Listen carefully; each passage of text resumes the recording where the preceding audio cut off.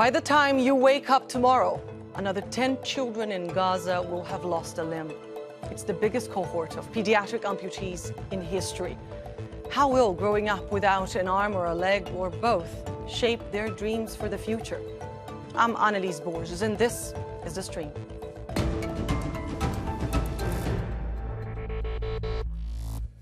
Between October and January, more than 1,000 children in Gaza have had one or both legs amputated.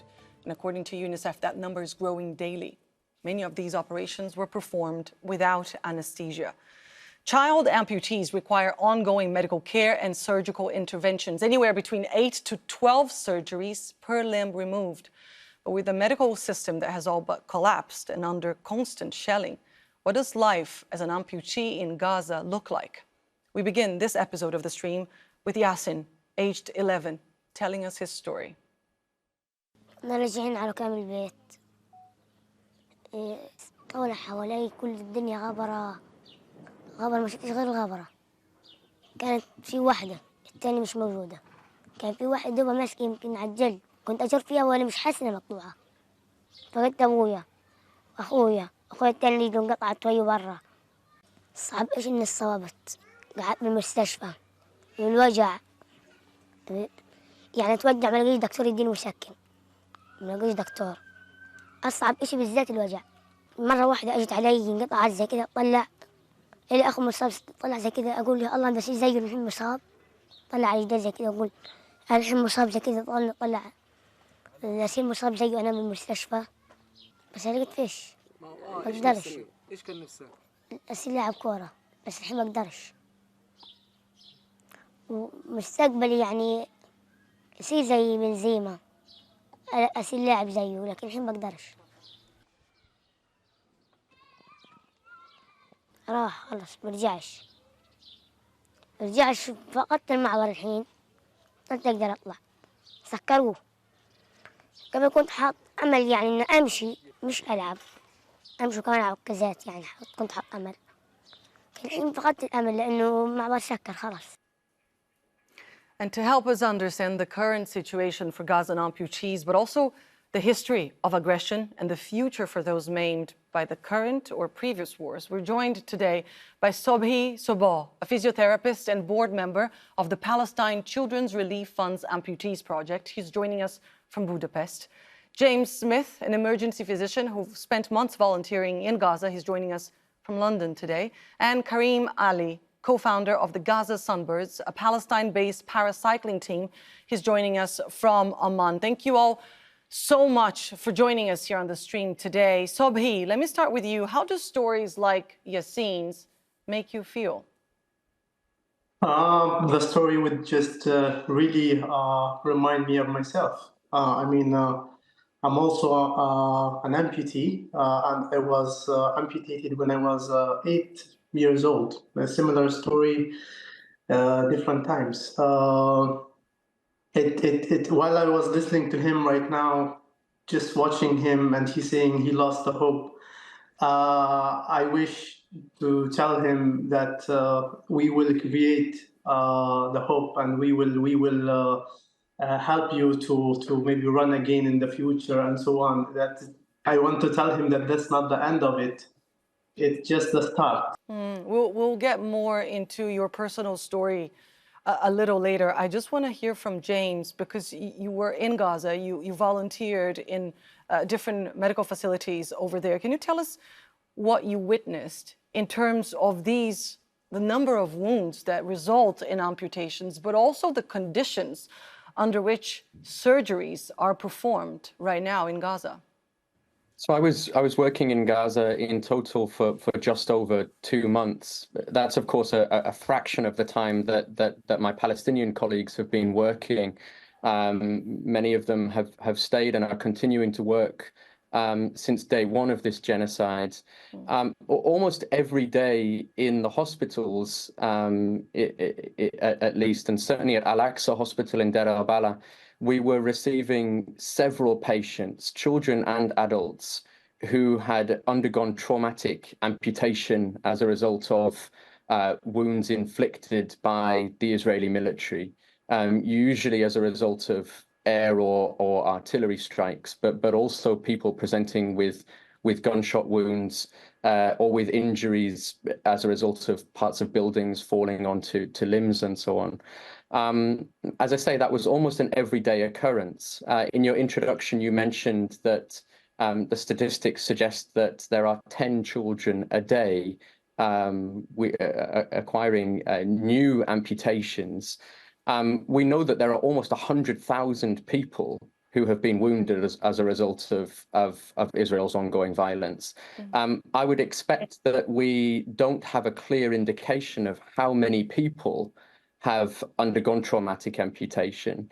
That the statistics simply don't capture the full extent of what's happened. And to your question about the sort of the surgical conditions, very, very limited. The operating theatres are full every single day from morning to night, responding to a whole host of acute surgical problems. Many people have to wait for several days to receive what are effectively emergency operations because there simply isn't the space to treat people.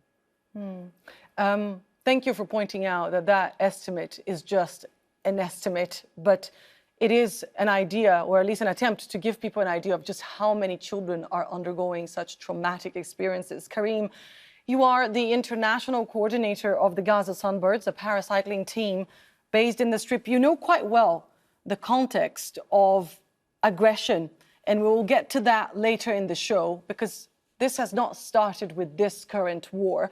But how widespread are you hearing right now? How widespread are the number of cases of amputations? Are you hearing many people getting such wounds, adults and children? Yeah, unfortunately, the amount of people around us that we've heard of getting amputations is ridiculous. Every day I hear of one or two more of the athletes' friends that have had to have an amputation. And you know, beyond amputations as well, there's the rate of disabilities that's being caused as well. You know, in the 2014 war, there were 900 people that were caused disabilities. Out of them, only 100 of them had amputations, actually. So when we look past the number of amputations at people who are going to be effectively disabled for the rest of their lives, it's going to be tremendously large. And I think also, as you said, it's also men and women that are having amputations that are being given like permanent disabilities. And so say you take away a father's leg, it's almost as if you amputated all 6 of his children, because who's going to go out now and get food? Who's going to go out and bread for them, you know? And so as traumatic as the child amputations are, and we have many cases of child amputees joining our team and actually training with us, the whole picture, when you look at it, is what's going to be really worrying, and it's going to take generations to recover from, even if it's possible to recover from what's happening. You know, they say also like that one of the biggest things is a lot of these amputations are actually preventable. If there was proper medical facilities in Gaza, it would be preventable. If the occupation didn't bomb a building with 50 people in it, there would be a chance maybe to rescue 1 or 2 of their limbs. But when the hospital suddenly has 15, 20, 30 cases coming in at once, amputation is the fastest way to save someone's life, to move on to the next person to save their life as well. And so even if they don't need an amputation, they'll end up with an amputation because it's the only way to save the person after them's life. And that's the horror of what's happening. It all goes back to the indiscriminate bombing and the genocide that's taking place. James, have you heard similar stories of these, say, preventative amputations? And also another thing that I was reading when I was researching for this show is that bone grows faster than muscle. And so children that suffer an amputation will need several surgeries during the course of their lives. Can you tell us more about that? Yeah, I mean, there are several things that Karim's just mentioned there, and I think perhaps just to emphasize one of the critically important points that he's just raised, which is that disability extends far beyond amputation of limbs. We've seen patients with nerve damage, poor non-healing wounds, scar tissue that will lead to major functional problems for the rest of people's lives, people with neurological problems as a result of head injuries. all of these individuals will experience some degree of functional loss that will have a major impact on their quality of life, their ability to look after and maintain a family. And as Karim says, this will have major implications beyond the individual themselves. To your question about patients who've undergone amputation to save lives, I've certainly seen patients for whom such procedures have been conducted. In situations of what we sort of call a mass casualty incident, when a hospital will receive many patients at once, you often have to implement what we call in the medical world sort of damage control measures. And if someone has a very severely injured arm or leg, sometimes particularly where resources are incredibly scarce, and particularly where you know that that patient may not be able to receive the subsequent operations or long-term support that they need, healthcare workers with patients have to make very difficult decisions about amputating a limb in order to save a life. Your point about bone growth and so on, this is hugely important. And as you mentioned in your introduction, many people who undergo an amputation require multiple further operative procedures, revisions and so on, to manage all sorts of post-operative complications, chronic pain and so on.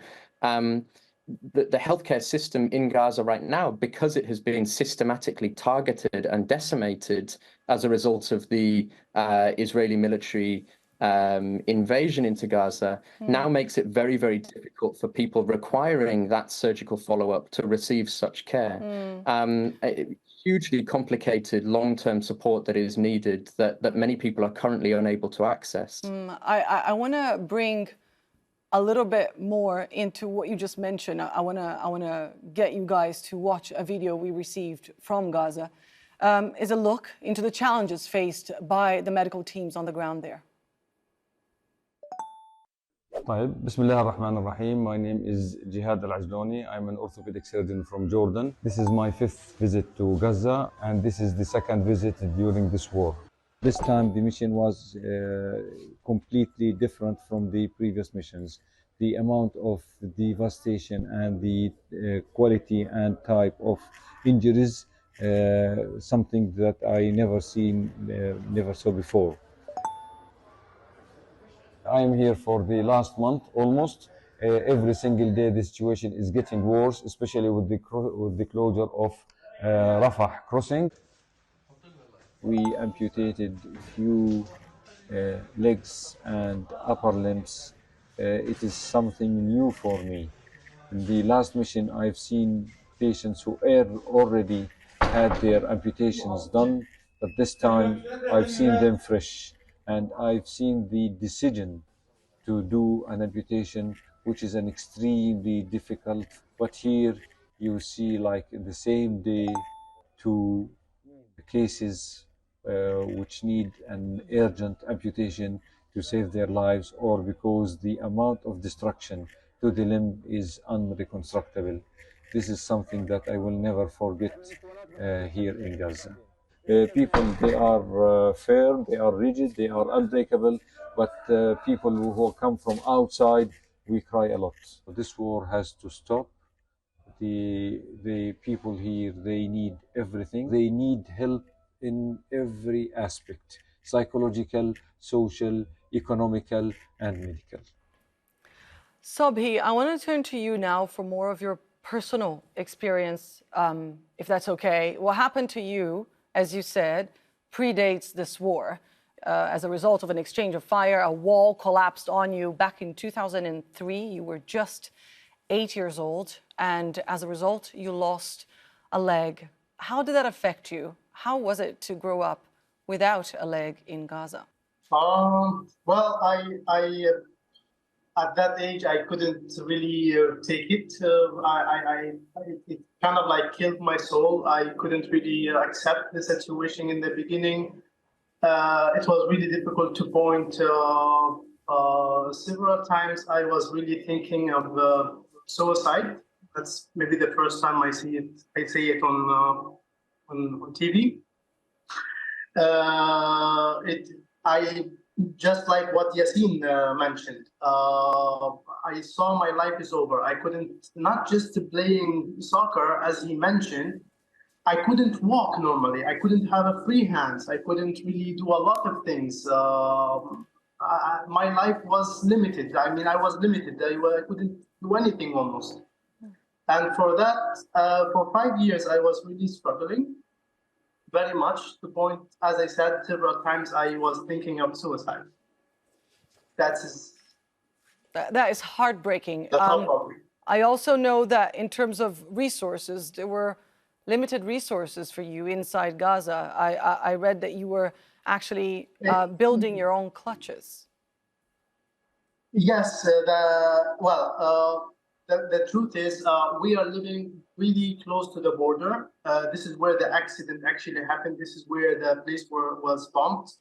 And in that area, my father refused to even to mention that it happened from the attacks or something like this, because in 2003, since we are living really close to the border, the Israeli army used to come and go. It's not like there isn't a specific time that they would just come. They would just, like everybody knows they are coming. Sometimes we wake up and then we find them in our backyard, in our farm and so on. For that reason, my father was afraid to even mention that it happens because of bombing. And basically, until now, I don't have a single document that says what exactly happened to my leg in Gaza.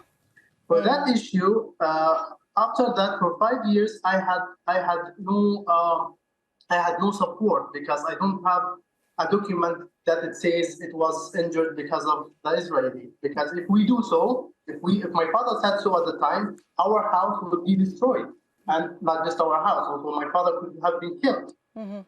Many things could have happened. For that reason, my father couldn't mention it, and for 5 years, I was not able to get any help from any organization. And for 5 years, I was really building my own crutches. Sometimes from wood, sometimes from metal. We just wheeled it. For 5 years, it has been going like this until the PCRF stepped into my life. It is heart-wrenching, what you describe. Kareem, as we said, this is not new. You started Gaza Sunbirds back in 2020 when Allah, now a friend of yours, was shot in the leg by Israeli snipers. He lost his leg. I want to share with our viewers a clip of what you guys do at Sunbirds, and then get you to talk to us a little bit more about how the war affected that. تمرين بعد انقطاع 6 شهور. هلا علي حوش سير الشمس، يلا بالتوفيق. حيزر مجرد ما تنط على الدراجه هذا شعور جميل جدا. يعني هي الروح، هذا الروح تبعي. برغم الحرب ورغم الشوارع المدمره. صراحه تخيلت ان انا يعني مفيش حرب. كنت انا مبسوط وسعيد، يعني اني نسيت، بس هو الزنانه كانت هي مذكره انه في حرب. بتذكر انه في حرب. طيب يلا لف معنا وارجع. Kareem, you said yourself that you guys faced so many difficulties just getting a bunch of guys on bikes. Obviously, things have gotten much more difficult since the war started.